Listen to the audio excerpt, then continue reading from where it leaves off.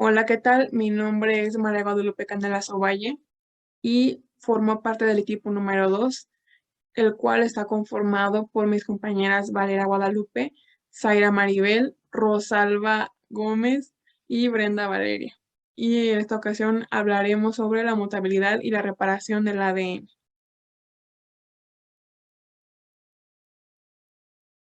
Si nos ponemos a hablar de identidad genética o de herencia, podemos llegar a la conclusión de que cada ser vivo es como es porque cada una de sus células se ha formado a partir de unas instrucciones biológicas que determinan sus propiedades y características de todo tipo.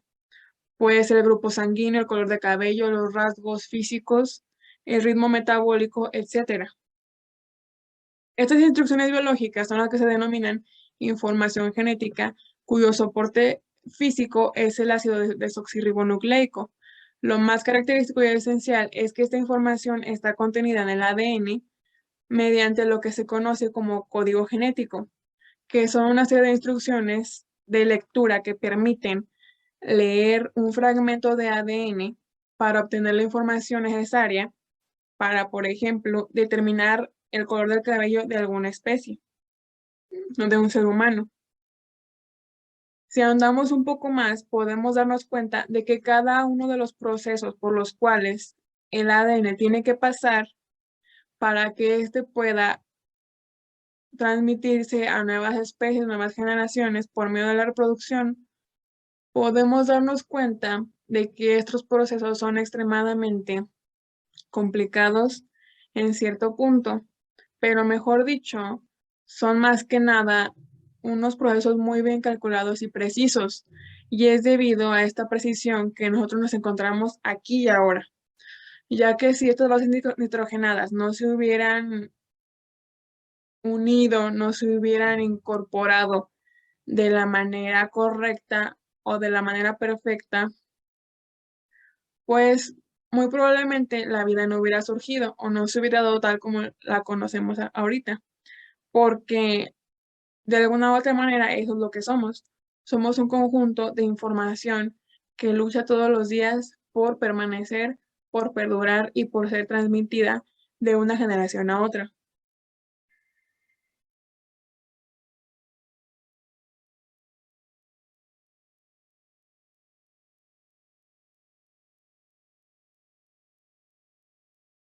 Para que el material genético pueda perpetuar de generación en generación, es necesario que las tasas de mutaciones dentro de este sean bajas, ya que si existieran tasas elevadas de mutaciones en las poblaciones de células de un organismo, estas destruirán a la especie, y si esta misma situación sucediera en las células somáticas, también se destruiría el individuo.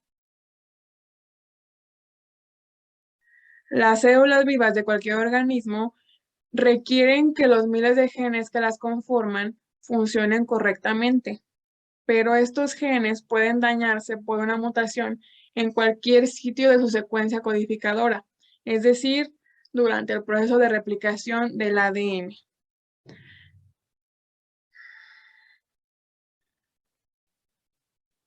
Para que la descendencia tenga la oportunidad de subsistir, las secuencias del ADN tienen que transmitirse sin cambio en su línea germinal. El cáncer, por ejemplo, se produce cuando las células se dividen de forma descontrolada, ignorando las señales normales de alto hasta producir un tumor. Este mal comportamiento es causado por mutaciones acumuladas, que son cambios permanentes en la secuencia del ADN de las células. Todo el tiempo ocurren errores de replicación y daños al ADN en las células de nuestro cuerpo. Sin embargo, en la mayoría de los casos, no causan cáncer y ni siquiera llegan a ser mutaciones. Esto es porque suelen detectarse y repararse por mecanismos de corrección y reparación del ADN que veremos más adelante, pero si por el contrario el daño no se puede reparar, la célula puede experimentar una muerte celular programada para así evitar transmitir el ADN que está infectado o contaminado o es defectuoso. Las mutaciones ocurren y se heredan a las células hijas solo cuando estos mecanismos fallan o no funcionan. A su vez, el cáncer solo se desarrolla al acumularse múltiples mutaciones en genes relacionados a una misma célula.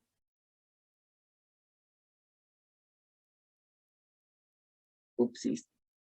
Pues en este caso, si las tasas de mutaciones en las células somáticas fuesen demasiado altas, pues la incidencia al cáncer sería catastrófica e insostenible. ¿Esto qué quiere decir? Pues que si las tasas de mutación fuesen muy elevadas, el hecho de que las células resultaran cancerígenas sería más recurrente de lo normal. De igual manera, si el material genético se perpetuara con una fidelidad perfecta, la variación genética que se necesita para impulsar la evolución faltaría y no surgirían especies nuevas, ni siquiera la humana. ¿Esto qué quiere decir? Pues que de una u otra forma las mutaciones han permitido que la genética de las especies varíe, cambie y se modifique, y que pueda llegar a tener unas mejoras o puede tener consecuencias que pueden ser o benéficas o perjudiciales para los organismos.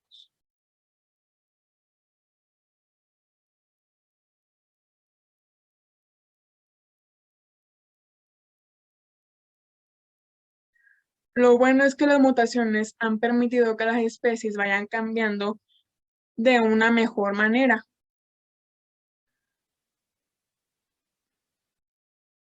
Esta idea me pareció muy interesante al momento en que la leí. Enuncia lo siguiente: la vida y la biodiversidad dependen de un equilibrio entre las mutaciones y su reparación. Esto, por lo mismo que explicaba hace un momento, si no existieran las mutaciones y si estas mutaciones no se pudieran reparar, pues habría un estancamiento en los genes, o la verdad es que no sabríamos qué es lo que estaría pasando en estos momentos si el ADN no pudiera corregir los errores que llega a cometer en su transcripción.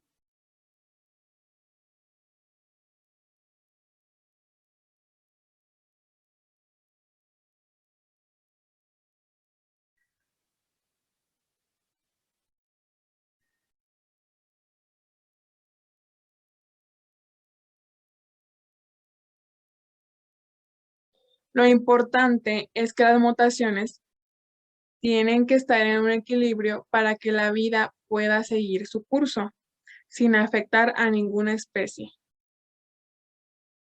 Dos fuentes importantes de mutación son la inexactitud en la duplicación del ADN y el daño químico del material genético.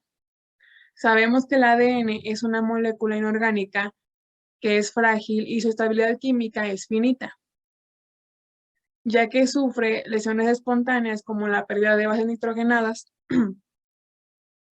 pero también se afecta por sustancias químicas naturales o artificiales. Algunas de esas sustancias o sucesos externos que le afectan pueden ser la radiación iónica, la luz ultravioleta o los radicales libres de oxígeno, por un ejemplo.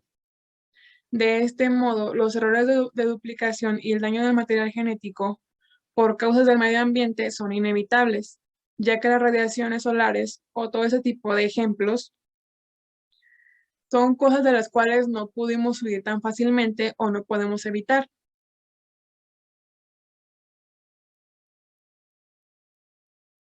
Pero, ¿cuáles son las consecuencias que tienen los errores en la duplicación del ADN?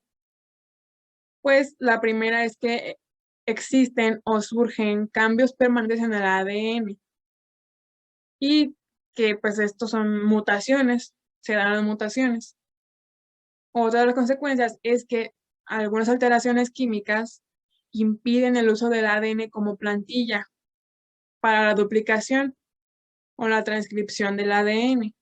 Es por esto que la célula tiene una gran labor, pues primero tiene que buscar en todo el genoma y detectar errores en él o en la síntesis del ADN Y si existen errores, pues tiene que repararlos y hacerlo de manera correcta para poder restablecer el orden o la secuencia original del ADN. Ahora hablemos un poco sobre las mutaciones. ¿Qué son? Pues las mutaciones comprenden casi todo el cambio permanente en la secuencia del ADN. Las mutaciones más simples, más que nada, pues son simples intercambios de una base por otra. De estas transferencias simples de bases, pues hay dos tipos. Tenemos las primeras que se llaman transiciones, que son sustituciones y se dan por el cambio de la base de un mismo tipo por otra base del mismo tipo, como lo puede ser una base purina por otra púrica, como lo puede ser una pirimidínica por otra pirimidínica.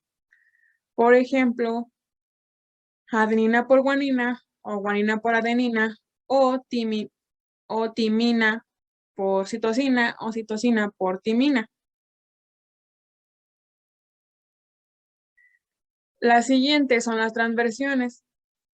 Estas son las que se dan por medio o a través de la sustitución de una base de un tipo por otra base de otro tipo. Por ejemplo, en esta imagen podemos ver cómo se intercambian o cuán es bastante la cantidad de, de arreglos de bases que se pueden generar en este tipo de mutación, ya que se da una sustitución de una base púrica por una pirimidínica y viceversa. Por ejemplo, podemos tener que se da adenina con citosina, citosina con timina o citosina con guanina y así.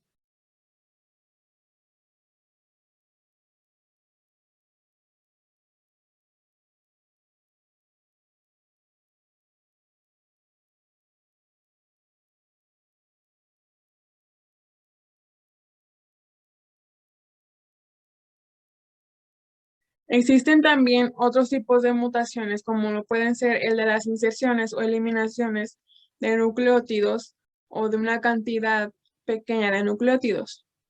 Pero también hay unas que nada más alteran a un solo nucleótido que se llaman mutaciones puntuales.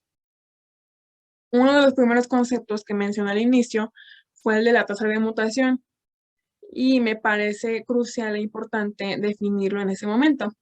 La tasa de mutación de un gen o una secuencia de ADN es la frecuencia en la que se producen nuevas mutaciones en ese gen o en esa secuencia en cada generación.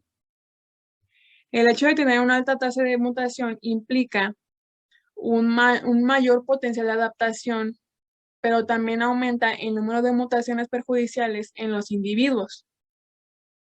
Cada especie tiene una tasa de mutación propia que ha sido modulada por la selección natural. Ahora, la tasa general con la que se producen mutaciones nuevas y espontáneas en cualquier sitio del cromosoma oscila entre más o menos 10 a la menos 6 y 10 a la menos 11 por ronda de duplicación del ADN. Es por ello que la mutación como proceso evolutivo no puede por sí solo producir cambios rápidos en las frecuencias alélicas de las poblaciones. Ahora hablemos de cómo los errores de la duplicación eluden o logran pasar desapercibidos o pasar, sí, desapercibidos a través de la lectura de prueba. La maquinaria de duplicación consigue un alto grado de precisión mediante el mecanismo de la revisión o lectura de prueba, que elimina los nucleótidos incorporados de modo incorrecto. Recordemos que las ADN polimerasas son las enzimas que forman el ADN en las células. Durante el proceso de replicación o copio del ADN, las ADN polimerasas revisan el trabajo que hacen en cada base nitrogenada que van añadiendo. Este proceso se llama revisión Si la polimerasa detecta que ha agregado un nucleótido equivocado, lo quita y lo reemplaza enseguida antes de continuar con la síntesis del ADN.